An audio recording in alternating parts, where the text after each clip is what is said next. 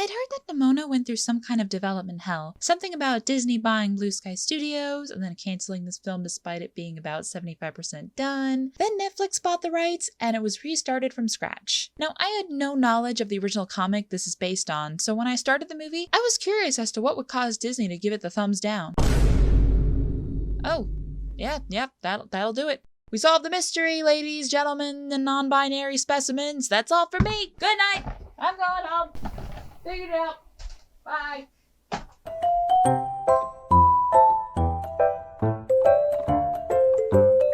Hey, what's going on, guys? It's your BFF Snowy Oreo 663 here, right now. And I got to see Nimona from the comfort of my own room. It really is a shame that this didn't go to more theaters. I think we could really have a big hit here. With me having zero knowledge of the comic, how did I enjoy the movie? Well, I really liked it. I'm very much a sucker for medieval themes, and I very much enjoy it when more modern elements can be mixed in with more fantasy archetypes. The idea of this modern kingdom was extremely interesting. The way that it was even incorporated into the architecture and clothing was very well done and creative. I think that some of the simplistic animation on some of the backgrounds were a bit too underwhelming, as some shots sort of looked unfinished because of it. But I love the character animation style. The characters in this one are also excellent. Nimona herself is so delightful in every moment she's on screen. She's a complete mad lad, and I love her for that. She also has a lot of heart, and I very much appreciate how this film didn't force her to lower her guard too early. She still stays true to herself throughout the whole thing, and her arc is natural and believable. By the way, it's implied that Nimona is gender fluid, but the characters in the film refer to her using she/her pronouns, so that's what I'm going to use. If I am incorrect on this, please let me know in the comments. Ballister was a wonderful protagonist. I love every shot that involves him having the biggest puppy dog eyes you've ever seen, which is, to be fair,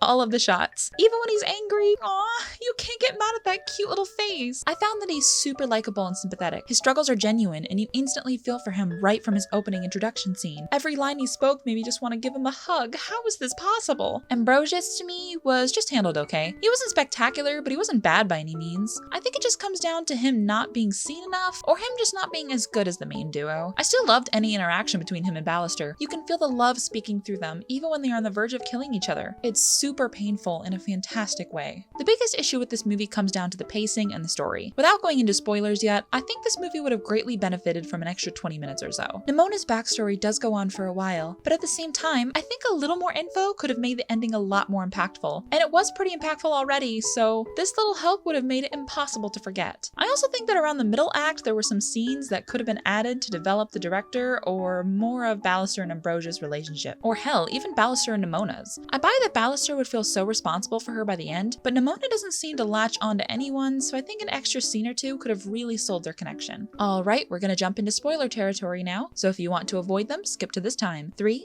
2, 1, here we go. So the whole director thing was ridiculously predictable. I think that her character was a huge missed opportunity. Like, she's classist and didn't want Ballister to be a knight. That's it. And when Nimona is in her monster form and is moving to the town, she's willing to destroy the whole kingdom to stop her. That's really boring. She's just every generic twist villain you've ever seen, but she's just predictable on top of that. I also thought that the recording her setup was so poorly done. It was a good plan, but you're telling me that neither Ballister nor Nimona would have thought that she would twist it to make everyone think Nimona was just shapeshifting as her? Why not share the entire clip, where she literally stabs Ambrosius and attempts to kill him? That would reveal that Nimona couldn't have been the director, as she would have been revealed as someone else. It would also make the real Ambrosius trust Ballister more, and by extension, Nimona. I was so frustrated at that scene. Another small gripe is the implied return of Nimona at the end. While I did find the final line with the cut-off curse word to be hilarious, it did make her sacrifice not hold much weight. Can we get a kids film that actually kills off a character for once, and they stay dead?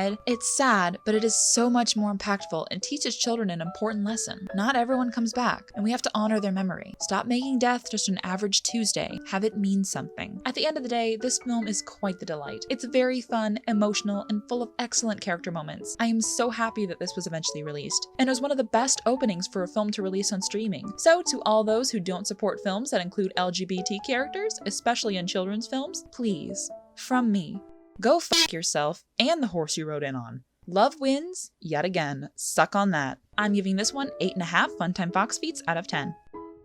Thanks so much for watching my video. Make sure to like, subscribe, and leave a fun comment. I try to respond to as many as I can. With all that said and done, I'll see you in the next one, and remember, you deserve to be accepted for who you are. Stay strong, friends. There's a light at the end of the tunnel. Bye!